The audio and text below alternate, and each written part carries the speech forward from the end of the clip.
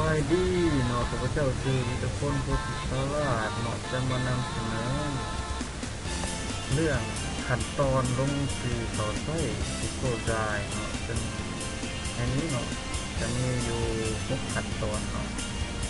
ก็คือเขาตุโก้คุณผู้ภาพเจ้าชุดคลิกได้ที่4แมนคลิกใส่โกชุดได้ที่5ป้อนเรียกว่าต้องใส่ออกที่6ป้อนรหัสใส่บล็อกเซนเซอร์โยพาสเวิร์ดจากนั้นคลิกเน็กมาปฏิบัติตัวจริงเลยของกูโก้จะเห็นหน้าตาเป็นลักษณะนี้จากนั้นเราเลือกผู้ภาพ9จุดแล้วต่อมาเลือกเอาได้อยู่นี้เนาะ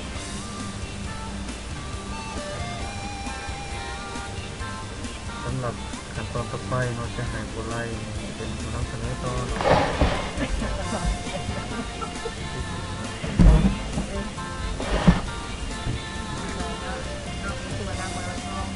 จะมานำเสนอในการใช้ผู้ใดเนาะแล้วมาตอนหลังให้อีกคนขั้นตอนที่4ก็คือเราจะคลิก go to Google ได้เนาะ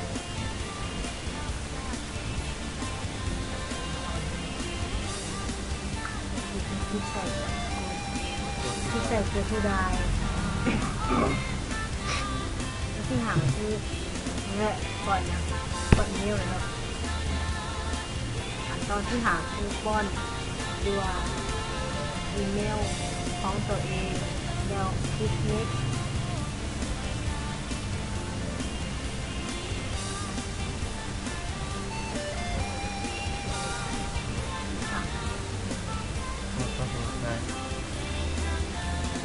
ในการคิดเลยครับว่าจะเป็นว่าเอามันยังไม่พูดถึงที่ตรงนั้นขั้นตอนที่6ก็คือป้อนรหัสใส่หรือว่าพาสเวิร์ดของตัวเองแล้วนี้และคลิก next และคลิก next สำหรับสำเร็จการลงสื่อเขาใส่ได้ สำเร็จการลงสื่อเขาใส่ได้เป็นการรายงานที่งุ้งงิ้งมาก